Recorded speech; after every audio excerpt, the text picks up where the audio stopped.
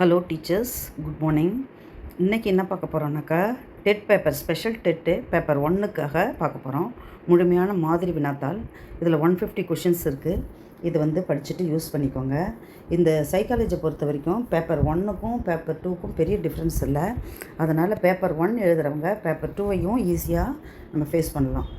First பாருங்கள், சைக்காலஜியில் பியாஜேவின் அறிவுசார் வளர்ச்சி படிநிலைகளின் பருப்பொருள் நிலை ஒவ்வொரு நிலையாக சொல்லியிருப்பாங்க. பியாஜே அறிவுசார் வளர்ச்சி படிநிலையை அதை பியாஜேவின் அறிவுசார் வளர்ச்சி படிநிலைகளில் பருப்பொருள் நிலை எந்த வயது அப்படின்னு கேட்குறாங்க.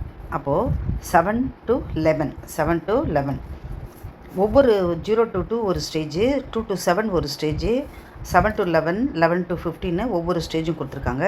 இந்த பருப்பொருள் நிலை என்ன ஸ்டேஜ் அப்படின்னு கேட்கும்போது concrete operation stage 7 to 11. Second question பாருங்கள், தாண்டைக்கின் கற்றல் விதிப்படி கற்றலுக்கு மிக முக்கியமானது. அதாவது தாண்டைக்கு என்ன சொல்லியிருக்காருனாக்கா, கற்றலுடைய ரூல்ஸை சொல்லியிருக்காரு. அப்போ மிக முக்கியமானது எது அப்படின்னு கேட்டாக்கா, பயிற்சி விதி, லா ஆஃப் எக்ஸைஸ். அப்போ நிறைய சில தனியார் ஸ்கூல்லாம் பார்த்தீங்கன்னாக்கா, குறை சொல்லலை, அவங்க ஸ்கூலில் நிறைய மார்க்கு ஸ்கோர் பண்ணணுன்றதுக்காக பாடம் நடத்துகிறத விட பயிற்சிகள் அதிகமாக கொடுப்பாங்க. அதை பயிற்சி கற்றல் அதிகமாக நடைபெறுவதற்கு யூஸ் ஆகுது. அதனால் பயிற்சி தான். விளையாட்டு எப்போதுமே பார்த்திங்கன்னா பயிற்சி எடுத்தால் தான் கற்றல் நடைபெறும். அதனால் பயிற்சி கற்றலை நல்லா அஃபெக்ட் பண்ணும். புக்கு படிச்சுட்டு நம்ம விளையாட முடியாது. அதனால் பயிற்சி மிக மிக தேவை. கார் ஓட்டுறதுக்காக இருந்தாலும் சரி, சமைக்கிறதா இருந்தாலும் சரி, ஏட்டு சுரைக்காய் கறிக்கு உதவாதுன்னு சொல்லுவாங்க பாருங்கள். கற்றல் எதன் அடிப்படையில் மிக முக்கியமானதுன்னு பார்த்தீங்கன்னா, எந்த விதினா பயிற்சி விதி. நுண்ணறிவு ஈவு, இதை முழுமையாக வரையறுத்தவர் யார்? டெர்மன். என்னது? MA divided by CA. எம்ஏனாக்கா மென்டல் ஏஜ், சிஏன்னா கிரானிக்கல் ஏஜ் இன்ட்டு 100 என்ற ஐக்யூ சூத்திரத்தை முழுமையாக வரையறுத்தவர் யார்? டெர்மன். 4வது கேள்வி பாருங்கள், வைகாட்ஸ்கியின் கற்றல் கோட்பாடு எதனை வலியுறுத்தியது? சமூக தொடர்பு. வைகாட்ஸ்கினாலே சமூக தொடர்பு மூலம் கற்றல் நிகழ்கிறது. அதாவது பள்ளியே என்னது? ரெண்டாவது முதல்ல குழந்தை பார்க்கின்ற சமூகம்னு சொல்லுவாங்க. சமூக தொடர்புகள் மூலம் கற்றல் நிகழ்கிறது. நம்ம என்ன தான் சொன்னாலும் பிள்ளைங்க கேட்டுக்காது. ஆனால் நம்மளே ஒரு மிஸ்ஸாக இருப்போம். ஆனால் எங்கள் மிஸ்ஸு சொன்னாங்கன்னு அந்த பிள்ளைங்க அவங்க மிஸ்ஸு சொல்கிறத தான் கேட்கும். அந்த சமுதாய தொடர்புகள் ரொம்ப யூஸாக இருக்கும். ஈன்று புறந்தறுதல் எந்தை கடனே, சான்றோனாக்குதல் தந்தைக்கு கடனே, வேல்வடித்து கொடுத்தல் வேந்தருக்கு கடனேன்னு சொல்லுவாங்க. அப்போ சமுதாயம் ஒரு குழந்தை வளர்ப்பில் எந்த அளவு முக்கியத்துவம் பெறுது பாருங்கள். கற்றல் நிகழ்கிறது. செயல்படு ஆக்க நிலையுறுத்தம், ஓபரண்ட் கண்டிஷனிங் கோட்பாட்டை வெளியிட்டவர் யார்? ஸ்கின்னர். மற்றும் புறா மற்றும் எலியை வைத்து இதனை விளக்கினார். ஸ்கின்னரு செயல்படு ஆக்க நிலையுறுத்தம். இந்த ஆக்க நிலையுறுத்தல 2-3 பேர் செஞ்சுருக்காங்க. இந்த ஸ்கின்னர் புறா மற்றும் எலியை வைத்து என்ன செஞ்சார்? எக்ஸ்பெரிமெண்ட் பண்ணியிருக்காரு. செயல்படு ஆக்க நிலையுறுத்தம் யார்? ஸ்கின்னர். ஆக்க நிலையுறுத்தம் கிளாசிக்கல் கண்டிஷன் பரிசோதனையில் பாவ்லாவ் என்ன செய்கிறாரு? இந்த ஆக்க நிலையுறுத்தல நாய் பாவ்லாவ் அப்படின்னு ஞாபகம் வச்சுக்கோங்கன்னு சொல்லியிருக்கேன். உமிழ்நீர் சுரப்பியை வைத்து பாவ்லாவ் சோதித்தார். அறநெறி வளர்ச்சி, மாரல் டெவலப்மெண்ட் கோட்பாட்டை உருவாக்கியவர் யார்? நான் ஏற்கனவே சொன்னது தான். மாரலுக்கு கோல் எடுத்தால் பிள்ளைங்க ஒழுக்கம் அதிகமாகும். இப்போல்லாம் யாரும் கோல் வச்சுக்கிறதில்ல, இருந்தாலும் சொல்லுவாங்க கோல் எடுத்தால் குரங்காடுன்னு. அந்த மாதிரி ஒழுக்கத்தை கற்பிக்கிறதுக்கு நம்ம சும்மா ஒரு சின்ன ஒரு குட்டி ஸ்கேலை கூட நம்ம கையில் வச்சுக்கும் போது பிள்ளைங்க பயப்படுவாங்க. கோல்பர்க், அதை ஞாபகம் வச்சுக்கிறதுக்காக சொல்கிறேன். அறிவு நெறி வளர்ச்சி, மாரல் டெவலப்மெண்ட் கோட்பாட்டை உருவாக்கியவர் கோல்பர்க். அறநெறி வளர்ச்சியை 3 நிலைகளாக பிரித்தார். எத்தனை நிலைகளாக பிரிக்கிறாங்கன்ட்டு இங்கே நம்ப வச்சோம். சமூக உளவியல் வளர்ச்சி கோட்பாட்டை எரிக்சன் எரிக் எரிக்சன் சமூக உளவியல் வளர்ச்சி கோட்பாட்டை முன்மொழிந்தவர். எரிக் எரிக்சனுடைய குழந்தை பருவத்தை 4 படிநிலைகளாக உருவாக்கி தன்னுடைய கோட்பாட்டை மேம்படுத்தார். அப்புறம் ரஜினி படத்தில் வர்ற மாதிரி 8 வாழ்க்கையை பிரிச்சுக்கோ, அது எந்த 8ல் இருக்கிறேன்னு தெரிஞ்சுக்கோன்னு சொல்கிற மாதிரி இந்த மனித வளர்ச்சியை 8 படிநிலையாக பிரித்தார். குழந்தையிலேருந்து டெத்து வரைக்கும் உள்ளதை 8 படிநிலைகளாக இவர் பிரித்தார். இதை மறக்கவே கூடாது நீங்கள். பல்வகை நுண்ணறிவு கோட்பாட்டை உருவாக்கியவர் யார்? பல்வகை மல்டிபிள் இன்டெலிஜென்ஸ் கார்டனர். பல்வகை இந்த க்ளூவேர்டை ஞாபகம் வச்சுக்கோங்க. கார்டனர் என்னன்னு வச்சுக்கோங்க. ஒரு கார்டனில் நிறைய வெரைட்டி ஃப்ளவர்ஸ் கார்டனாக இருந்தால் நிறைய ஃப்ளவர்ஸ் இருக்கிற மாதிரி, காய்கறி தோட்டமாக இருந்தால் வெரைட்டியாக இருக்கிற மாதிரி, பல்வகைன்னு வந்தாலே கார்டனர், ஹோவர்ட் கார்டனர். நான் இந்த க்ளூ வேர்டெல்லாம் ஏற்கனவே வீடியோவில் சொல்லியிருக்கேன். இருந்தாலும் அந்த வீடியோவை நீங்கள் பார்த்தீங்களா என்னன்னு தெரியல. இருந்தாலும் நீங்கள் மிஸ் ஆகிட போகிறீங்க அப்படின்றதுக்காக தான் நான் திருப்ப இந்த க்ளூ வேர்டை சொல்லிக்கிட்டே இருக்கேன். தேவை படிநிலை. தேவை படிநிலைனாலே மாஸ்லோ, மாஸாக நம்மளுடைய தேவையை புரிஞ்சுக்கிறாங்க அப்படின்னு நினைப்பு வச்சுக்கோங்க. தேவை படிநிலைனாலே இந்த மாஸ்லோ தான். இவர் ஹைரார்கி ஆஃப் நீட்ஸ், எந்தெந்த ஸ்டேஜில் நம்மளுக்கு தேவைகள் ஒரு கூம்பு தேவைகளை கூம்பாக வடிவமைச்சார். இந்த அடிப்படை தேவைகள் இங்கே பாட்டமாக இருக்கும். டாப்பில் நம்மளுக்கு தன்னிறைவு தேவைகளாக இருக்கும். இந்த மாஸ்லோனுடைய படிநிலைகள் மிக மிக முக்கியமான. மாஸ்லோனாலே தூக்கத்தில் ஏஞ்சி கேட்டால் கூட சொல்லணும். இவர் தேவைகளை படிநிலை கோட்பாட்டை உருவாக்கினார். தேவை படிநிலை கோட்பாடு. கண்டுபிடித்து கற்றல், நம்மளே கண்டுபிடிச்சிட்டு கற்றல். Jerome Bruner. உள பகுப்பாய்வு கோட்பாட்டின் தந்தை. சைக்கோ அனாலிசிஸ், இதை நல்லா ஞாபகம் வச்சுக்கோங்க. Sigmund Freud. சைக்கோ அனாலிசிஸ்னால் தான் சிக்மண்ட் ஃப்ராய்டு கொடுக்கணும் நீங்கள். உள பகுப்பாய்வு கோட்பாட்டின் தந்தை யார்? Sigmund Freud. ஜீன் பியாஜே ஒருவர், உளவியலின் தந்தை. இவர் Sigmund Freud. RT 2009 RT act எந்த வருஷத்தில் வந்தது? அது நடைமுறைக்கு வந்தது என்னவோ 2009. நடைமுறைப்படுத்தியது ஏப்ரல் 1 2010. இது NCF 2005 நோக்கம் என்ன? அது முக்கியமாக இதனுடைய நோக்கம் என்னன்னு கேட்டிங்கன்னாக்கா, லேர்னிங் விதவுட் பர்டன், சுமையற்ற கற்றல், ஸ்மார்ட் லேர்னிங். இப்போ பாருங்கள், அது நம்ம ஸ்கூல்லலாம் ப்ரைமரி டீச்சர்ஸு கிளாஸ் ரூமுக்கு ஸ்மார்ட் டிவியை கொண்டு வந்துட்டாங்க. அப்பர் ப்ரைமரியில் ஒரு 10 கம்ப்யூட்டர்ஸ் இருக்கிற மாதிரி. கம்ப்யூட்டர்லாம் நம்ம படிக்கும்போது +2 லெவலில் தான் கம்ப்யூட்டரே போய் பார்ப்போம். அந்த ரூமில் பயபத்திரமாக போயிட்டு வருவோம். கம்ப்யூட்டர் நம்ம படிக்கும்போது, டிகிரி எல்லாம் படிக்கும்போது ஒரு ரூமில் வச்சுருப்பாங்க. அதை போற்றி முக்காடு போட்டு வச்சுருப்பாங்க. ஆனால் இப்போ எல்லாருமே சின்ன பிள்ளைங்க கூட என்ன செய்யுது, அழகாக லேப்டாப்பை யூஸ் பண்ணுதுங்க. இந்த லேர்னிங் விதவுட் பர்டன், சுமையில்லாத கற்றல். நிறைய இப்போ கற்றலுக்கான சோர்ஸ் நிறைய இருக்குது. ஆனால் படிக்கிறதுக்கு தான் நம்ம பிள்ளைங்களுக்கு மனசு வரல. நம்மளுக்கு படிக்கிறது வேறு, பிள்ளைங்க சுமையாக நினைக்கிது படிக்கிறது. டிஸ்லெக்ஷியா என்பது எதனுடன் தொடர்புடையது? குறைபாடு. லெக்ஷியா, டிஸ்லெக்ஷியா, டிஸ்கிராஃபியா, டிஸ்கால்குலியான்னு வரும். அந்த லெக்ஷியான்னு வந்ததுன்னாக்கா இதில் டிஸ்லெக்ஷியா என்பது படித்தல்ல, வாசிப்பு திறனில் டிஸ்லெக்ஷியா. கால்குலியான்னு வந்ததுன்னா கணிதம்.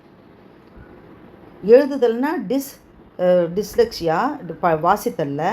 அதே போல் டிஸ்கால்குலியான்னாக்கா கணிதம். டிஸ்கிராஃபியான்னா எழுதுதல். இப்போ இதுக்கு டிஸ்லெக்ஷியான்னு கேட்டதில்ல, வாசிப்பு. அதுக்கு அடுத்ததே கொடுத்துட்டாங்க பாரு, டிஸ்கால்குலியா. எதனோட எண் கணித செயல்பாடு. உங்களுக்கு சிரமமானான்னு அடுத்தடுத்த கேள்வியிலே கொடுத்துட்டாங்க பாருங்கள். கால்குலியானா கணித செயல்பாட்டில் குறைபாடு. கிராஃபியானா எழுதுதலில் கையெழுத்தில் குறைபாடு உள்ள பிள்ளைங்க. உள்ளடக்கிய கல்வி. உள்ளடக்கிய என்னென்னது? சில முடியாத பிள்ளைங்க என்னது, அனைவருக்கும் சம வாய்ப்பு, தனிப்பள்ளிகள், சிறப்பாசிரியர்கள் மட்டும் மதிப்பெண், மாற்றுத்திறனாளிகளை சாதாரண வகுப்பறையில் இணைத்து கற்பித்தல். இந்த அனைவருக்கும் சம வாய்ப்பு அடிப்படையில் எல்லா குழந்தைங்களும் ஒரே மாதிரி ட்ரீட் பண்ணுன்றதுக்காக தான் இது என்னது, இந்த உள்ளடக்கிய இன்க்ளூசிவ் எஜுகேஷன் கொண்டு வந்தாங்க. மீத்திறன் மாணவர்களின் கிஃப்டட் சில்ட்ரன் எவ்வளோ இருக்கும்? சில பிள்ளைங்க நம்ம நடத்துறதுக்கு, நம்ம வாயிலேருந்து கொஷின் வர்றதுக்குள்ளே ஆன்சர் சொல்லுவோம். அவனுக்கெல்லாம் எவ்வளோ மீத்திறன் இருக்கும்னாக்கா 130 140க்கு மேலே இருக்கும். ஐக்கியம் உள்ளவங்க தான் மீத்திறனா.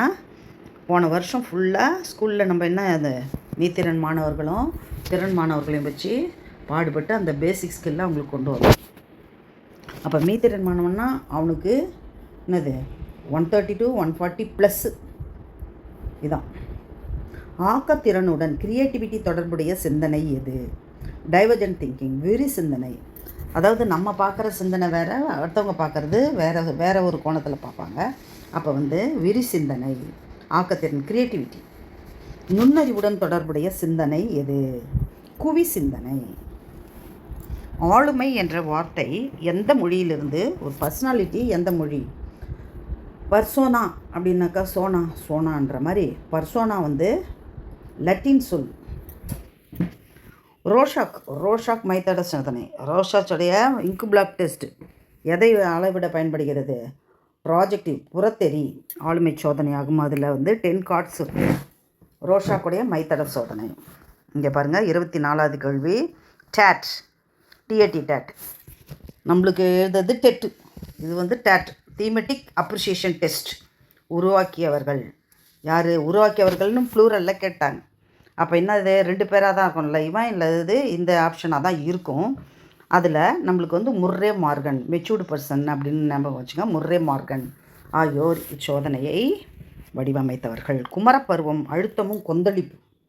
இளமையான பருவத்தில் அழுத்தமும் கொந்தளிப்பும் நிறைந்தது. ஹாலு ஒரு புயலோ ஒரு மழையோ வருதுன்னு வச்சிங்கன்னா ஒரு பெரிய ஹாலில் சமுதாயத்தை கூடத்தில் கொண்டு விட்டுருவாங்க. அதை ஞாபகம் வச்சுக்கோங்க. Stanley hall.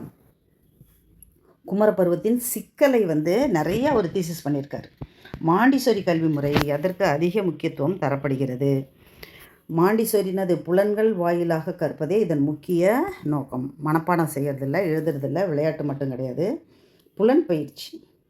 கிண்டர் கார்டன் இதை சிலவங்க குழப்பிக்குவாங்க. மாண்டிசோரியை கிண்டர் கார்டன் நினச்சிக்குவாங்க. இது வேறு அது வேறு. ப்ரொஃபல் குழந்தைகள் பூங்கா என்ற கருத்தை உருவாக்கினார். அவர் தான் வந்து ப்ரொஃபல் தான் வந்து என்ன செஞ்சார்? கிண்டர் கார்டனை உருவாக்கினார். குழந்தைகள் பூங்கா. கிண்டர் கார்டன் என்பது குழந்தைகள் பூங்கா.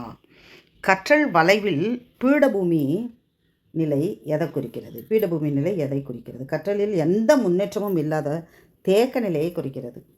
அதே உங்களுக்கு தெரியுது, பேர்லே தெரியுது. அடுத்தது பாருங்கள் 29. ஒரு மாணவன் தொடர்ந்து போய் சொல்கிறான். அவனை என்ன செய்யணும்? உளவியல் ரீதியாக காரணத்தை கண்டறிந்து வழிக. இந்த மாதிரி கொஷின்ஸ் எல்லாம் வந்ததுன்னா பாசிட்டிவாக நீங்கள் உள்ள ஆன்சரை சைல்டு சென்டர்டாக நீங்கள் ஆன்சர் பண்ணுங்கள். நெகட்டிவான ஆன்சர்ஸை போடாதீங்க. தண்டிக்க வேண்டும், காரணம் கண்டிக்கணும், பள்ளியை வீட்டுன்னு இதெல்லாம் நெகட்டிவ். காரணம் கண்டிக்கிறதும் பெற்றோரிடம் கூறுதலும் பாசிட்டிவ். அப்போது உளவியல் ரீதியான காரணத்தை கண்டறிய வேண்டும். செயல் வழி கற்றல் ஏஎல்எம் முறையின் முக்கியத்துவம் என்ன?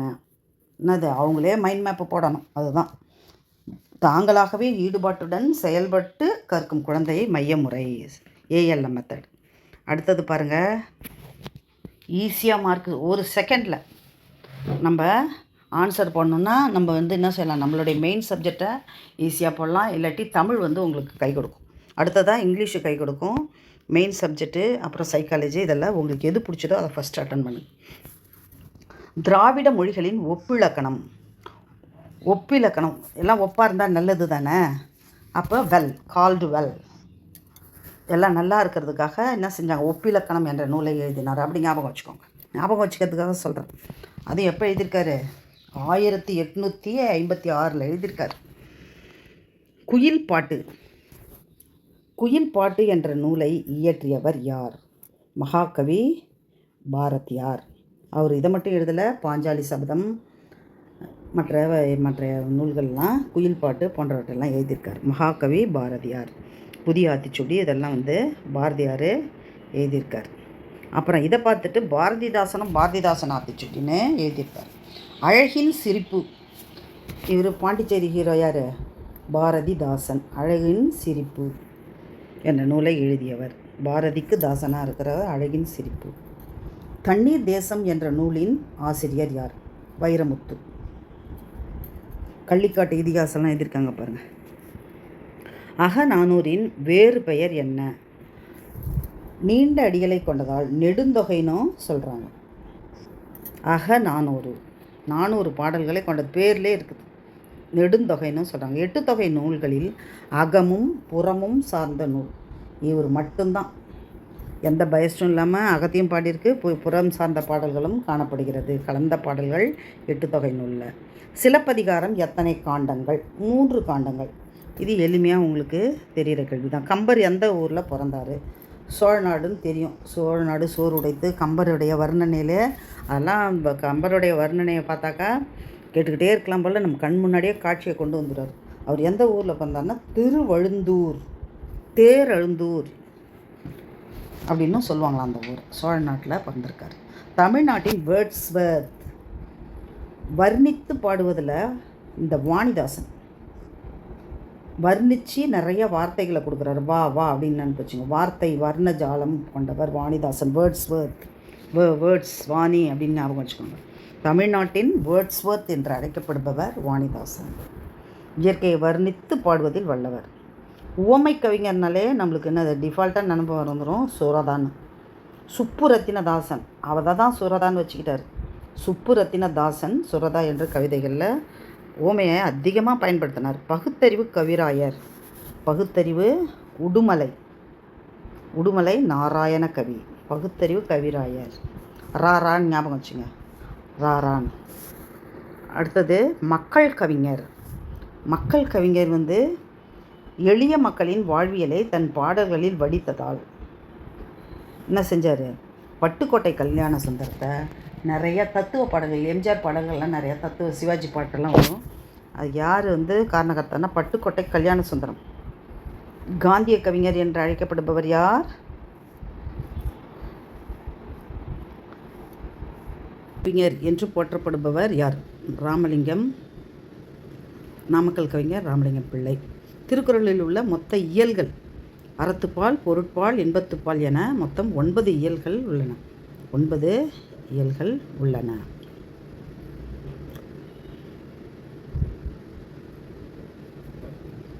முதல் வேற்றுமை எவ்வாறு அழைக்கப்படுகிறது? எழுவாய் வேற்றுமை தான் முதல் வேற்றுமை. எட்டாம் வேற்றுமை எவ்வாறு அழைக்கப்படுகிறது? விழி வேற்றுமை.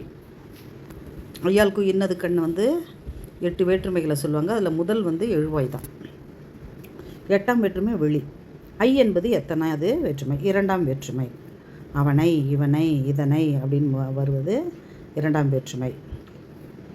அடுத்தது பாருங்கள், ஆல், ஆண், ஒடு, ஓடு என்பவை எத்தனாவது வேற்றுமை உறுப்புகள்? வேற்றுமை கருவி, கருத்தா உறுப்புகள். அது எந்த உறுப்பு? 3ஆம் வேற்றுமை. கூ என்பது எத்தனாவது வேற்றுமை? 4ஆவது வேற்றுமை. இன், இல் எத்தனாவது வேற்றுமை உருபு? 5ஆம் வேற்றுமை உருபு. அது, ஆது, ஆ எத்தனாவது வேற்றுமை உருபு? 6ஆம் வேற்றுமை உருபு. கண், அவன் கண், அதன் கண் அப்படின்னு வருது இல்லையா? கண் என்பது எத்தனாவது வேற்றுமை உருபு? 7ஆம் வேற்றுமை உருபு. இரட்டைக்கிழவின்னா என்னது? பிரித்தால் பொருள் தராது. ஜீன்ஸ் படத்தில் அது ரெட்டை என்னது சலசலவெனன்னு ஒரு பாட்டு வரும். அப்போ பாம்புன்னா பாம்புன்னு ஒரு தடவை சொல்லும் பொழுதே அதுக்கு மீனிங் இருக்குது. அது அடுக்கு தொடர். சலசல ரெட்டைக்கிழவின்ட்டு அந்த ஜீன்ஸ் படத்தில் கூட அந்த சலசல அப்படின்னு வார்த்தை வரும். சலசலவென ரெட்டைக்கிழவி அப்படின்ட்டு பிரித்தால் பொருள் தராதது அப்படின்ட்டு அர்த்தத்தில் வரும். ரெட்டைக்கிழவினா பிரித்தால் பொருள். அப்படின்னாக்கா ஒன்றும் பொருள் இல்லை. மற்றதுக்கெல்லாம் பொருள் இருக்குது. வருக அப்படின்னாலே பொருள் இருக்குது. அப்போ பிரித்தால் பொருள் தராத இரட்டித்து வரும் சொற்கள் இரட்டைக்கிழவு. அடுக்கு தொடர். இப்போ பிரித்தால் பொருள் தரணும், அதான் அடுக்கு தொடர். அப்போ என்னது? 2, 3 தடவை வந்தால் கூட பிரித்தா பொருள் தரும். இவன் தான். மதிமுகம். அப்போ ஓமை தொகை. மதி போன்ற, அந்த போன்றன்றது மறைஞ்சிருக்கு, அதனால் ஓமை தொகை. ஓமானம் முன்னும் ஓமேயம் பின்னும். முகமதி அப்படின்னு கூட வரலாம் இல்லையா? அப்போ முகம், மதி முன்னாடி இருந்து முகம் இருக்கு. நிலவு போன்ற முகம். அப்போ ஓமை தொகை. முகமதி பாருங்கள், அடுத்ததே கொடுத்துட்டாங்க பாருங்கள். இப்போ என்னது? உருவகம். மதியை முகத்துக்கு ஈடாக ஒப்பிடுறது. செந்தாமரை இது என்னது? விடை பி, பண்புத்தொகை. செம்மையான தாமரைன்னு அர்த்தம். ஊறுகாய், ஊறுகின்ற காய், ஊறும் காய். அப்போ விடை என்னது? வினைத்தொகை. இரவும் இம்முன்னு வருது பாருங்கள், எண்ணும்மை. இரவும் பகலும். இதில் ஒரு கேள்வி உண்டு கண்டிப்பாக. பிரித்து எழுது. பசி இன்றி. எப்படி நம்ம பிரித்து எழுதுறது? பசி கூட்டல் இன்றி. பசெல்லாம் கிடையாது, பசியெல்லாம் கிடையாது. இது ஈஸியான கேள்வி தான். உடம்படுமை தோன்றுவது. அடுத்தது இங்கிலீஷ் பாருங்கள். தமிழுக்கு அடுத்தது கொஞ்சம் ஈஸியாக இருக்கிறது இங்கிலீஷாக இருக்கும். ஏன்னா இங்கிலீஷ் கிராமர்லாம் தெரிஞ்சாலே, தமிழ் கிராமர் தெரிஞ்சாலே இங்கிலீஷ் கிராமரை அட்டன் பண்ணலாம். இங்கே பாருங்கள், ஒரு வேர்ல்டில் ஒரே ஒரு பொருள் தான் இருந்ததுன்னா அதுக்கு த கொடுக்கணும் ஆர்டிக்கலில். அப்போ எர்த்துன்னு வந்திருக்கு, அதனால் என்னது? த போடணும். He is an honest man. அப்போ என்ன, அந்த ஆர்டிக்கலில் சவுண்டை வச்சு ஆன் போடணும். பி வவல் சவுண்டை வச்சு ஆன் போடணும். அடுத்தது பாருங்கள், ஐ சா அ பாய். ஐ சா எ பாய், ஒரு பையன். The book is on the table. She is at English. She is good at English. Correct phrase is good at. ஸ்கில்லை வந்து சொல்கிறாங்க. இங்கே பாருங்கள், he jumped into the river. தண்ணிக்குள்ளே விழுந்தான். Outside, inside. Choose the correct synonym for enormous. எனார்மஸ்னா என்னது, large, huge. Choose the correct synonym for rapid. Rapid fire ரவுண்ட்லாம் சொல்கிறோம் இல்லையா, அப்போ வந்து ஃபாஸ்டானது. Choose the correct. ஏன்ஷியன்ட். ஏன்ஷியன்ட்னா என்னது, old. Ancient jewels, ancient building எல்லாம் சொல்கிறோம் பாருங்கள். சூஸ் த கரெக்ட் ஆண்டனிமா. ஆப்டிமிஸ்டிக். பெசிமிஸ்டிக் அதுக்கு ஆப்போசிட்டாக இருந்ததுன்னா பெசிமிஸ்டிக்கு. வந்து ஆண்டனிம் தான் கேட்குறாங்க, அதனால் பெசிமிஸ்டிக். எக்ஸ்பேண்ட் ஆண்டனிம் தான் கேட்குறாங்க. எக்ஸ்பேண்ட்னா விரிச்சி எழுதுறது. இப்போ வந்து என்னது, கான்ட்ராக்ட், சுருக்கி எழுதுறது. Choose the correct antonym for artificial. Natural, இது ஈஸியானது தான். சைல்டு, ப்ளூரல் ஃபார்ம் என்னது, சில்ட்ரன். இதெல்லாம் ஈஸியாக இருக்குது. Plural form of mouse. மவுஸுக்கு வந்து மைஸ் தான் ப்ளூரல் ஃபார்ம். மவுசஸ்ஸு அப்படிலாம் எழுதக்கூடாது, அதனால் mice. What is the plural form of tooth. டூத்துன்னா டீத்து. இங்கே பாருங்கள், what is the plural form of foot. ஃபூட்டுக்கு ஃபூட்ஸ்ன்னு எழுதிடக்கூடாது, அதனால் ஃபீட். கோ, நேர்த்தி.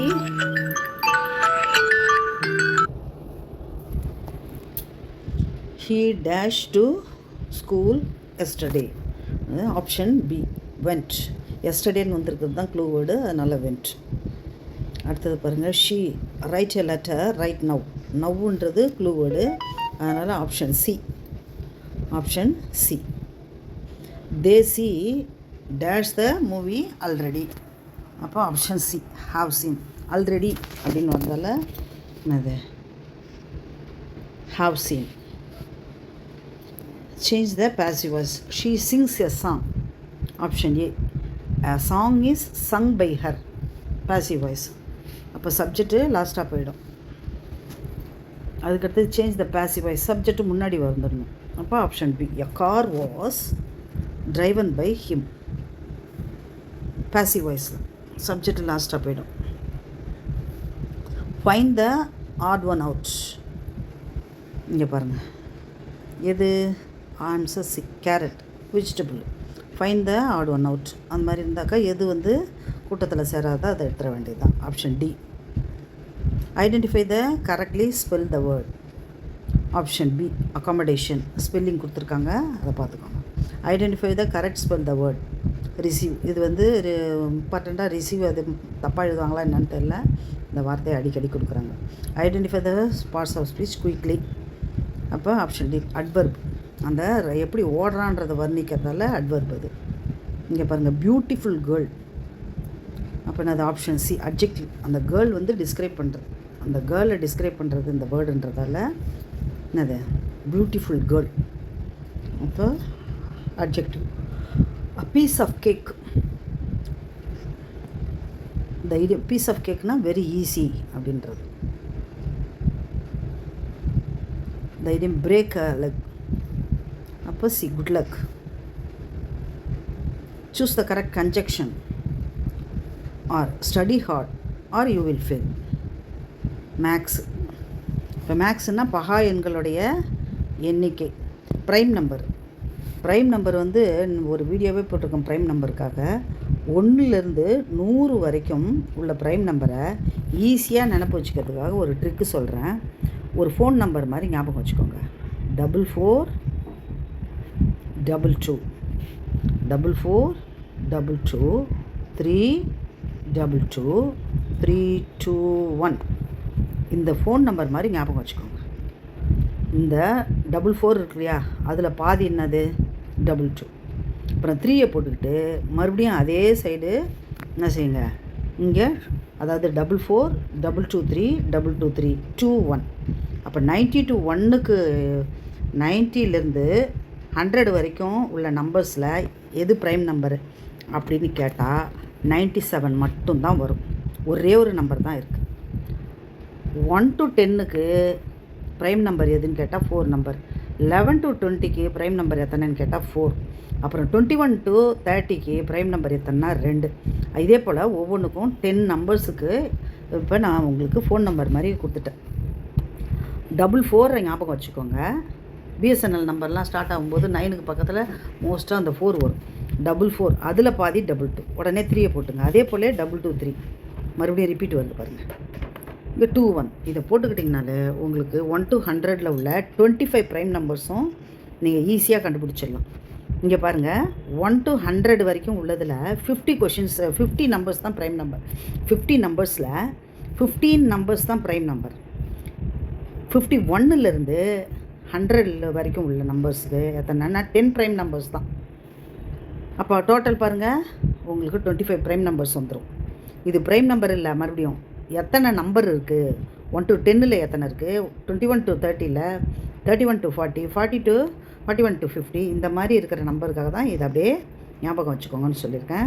இந்த நம்பரை நீங்கள் நோட்டில் கூட எழுதி வச்சுக்கோங்க. ஈஸியானது தான். 44 எழுதி அதில் பாதி எழுதிக்கிறீங்க. உடனே 3 போட்டு மறுபடியும் 22 போட்டுக்கிறீங்க, 3 போட்டுக்கிறீங்க. 223 223 21 அவ்வளோதான்.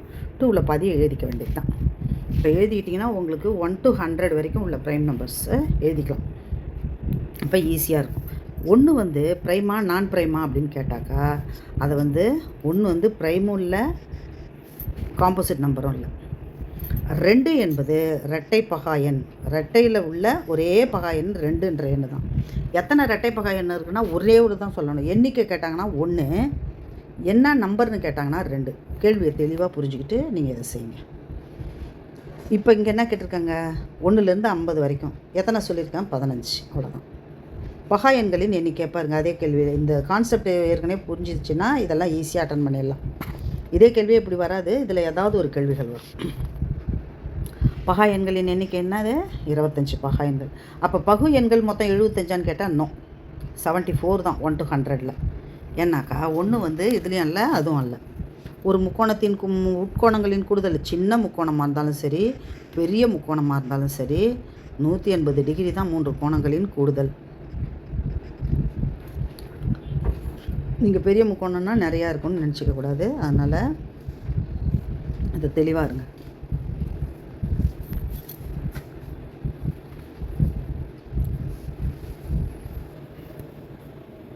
ஒரு நாற்கரத்தின் உள்கோணங்கள் முக்கோணத்தின் உட்கோணங்கள் பார்த்தோம். இப்போ நாற்கரத்தின் உட்கோணங்கள் 360. ஏன்னா அந்த நாற்கரம் என்னது ஒரு வட்டத்துக்குள்ளே அடங்கும். அதனால் 360 டிகிரி. வட்டத்தின் சுற்றளவு 2πr. வட்டத்தின் பரப்பளவு πr².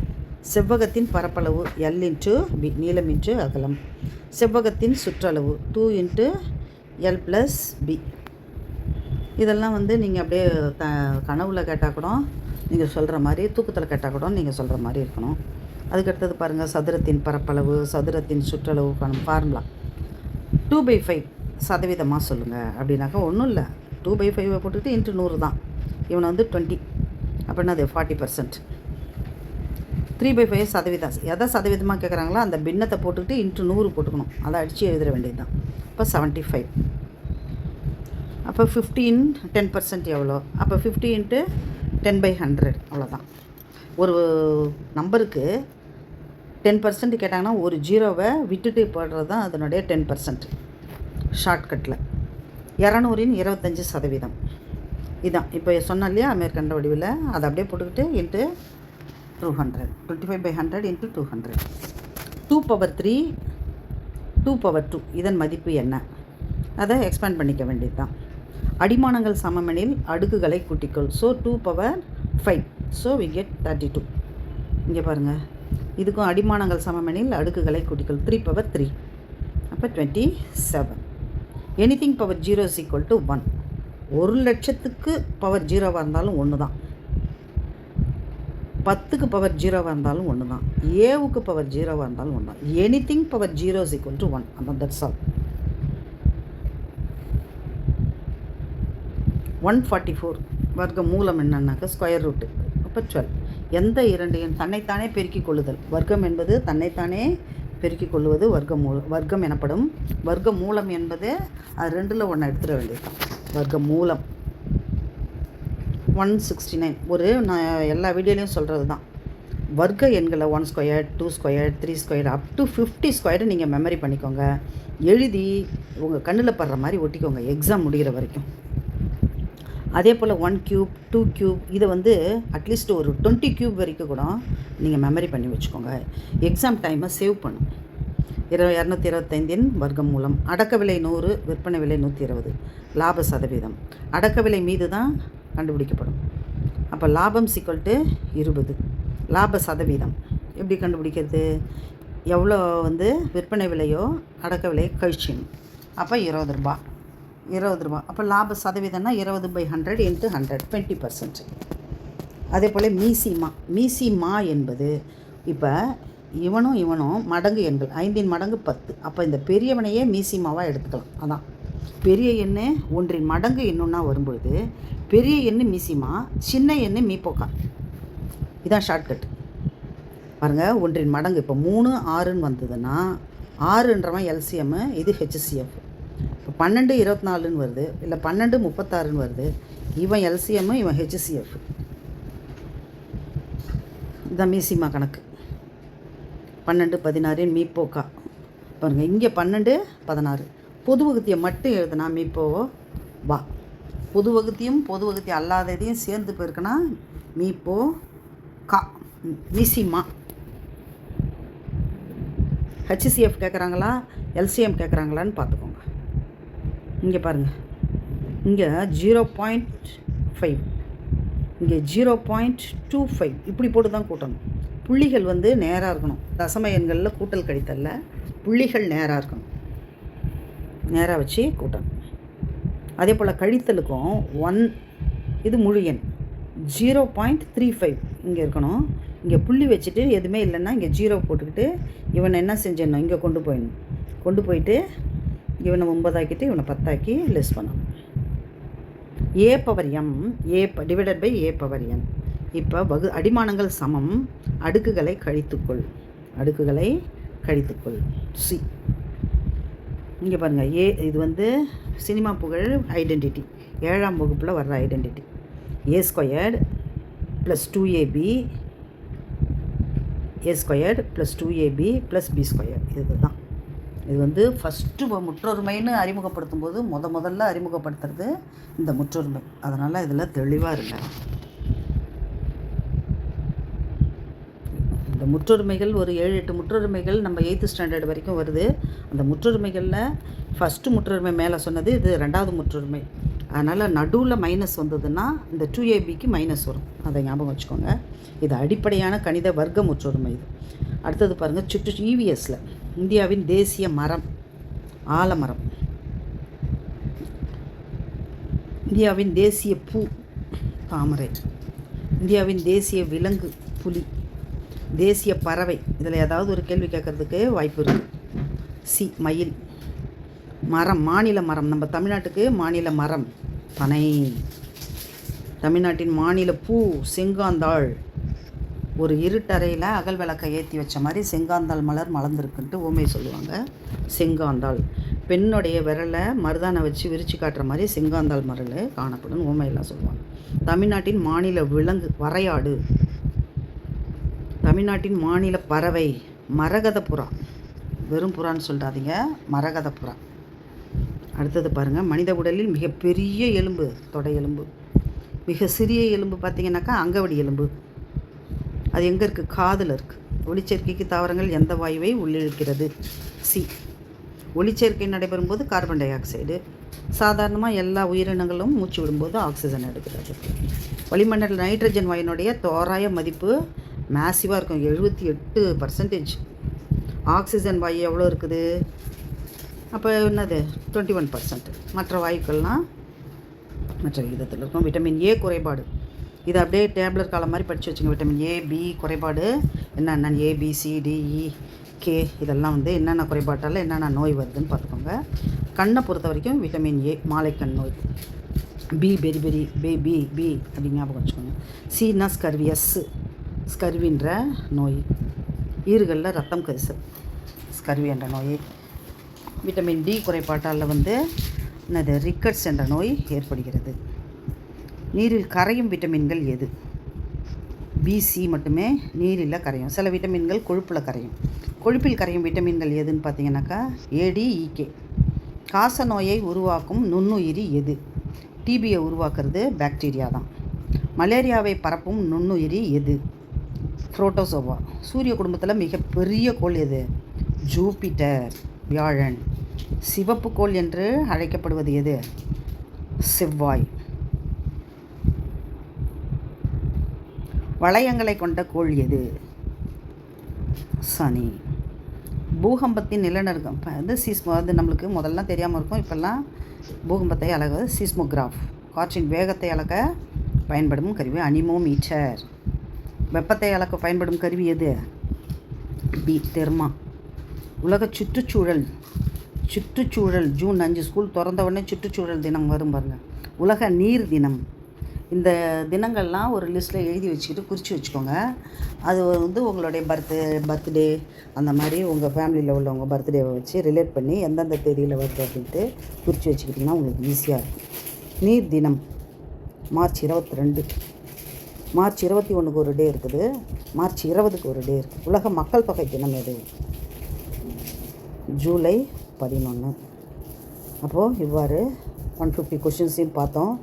இதெல்லாம் நல்லா ப்ராக்டிஸ் பண்ணுங்கள். இது ஒரு மாடல் கொஷின் பேப்பர் தான். இதை ரிலேட் பண்ணி நீங்கள் எல்லாத்தையும் நல்லா ப்ராக்டிஸ் பண்ணி நல்ல மார்க் வாங்கணும். நான் யூஸ் பண்ணுற பொருளெல்லாம் ஸ்டேஷ்னரி திங்ஸ் எல்லாம் இந்த லிங்க்கில் கொடுத்துருக்கேன். கமெண்ட் செக்ஷனில் ஃபஸ்ட்டே பின் பண்ணி வைக்கிறேன். அதில் ஏதாவது உங்களுக்கு தேவையாக இருந்தால் அந்த லிங்க்கை தொட்டு வாங்கிக்கோங்க. Thank you teachers.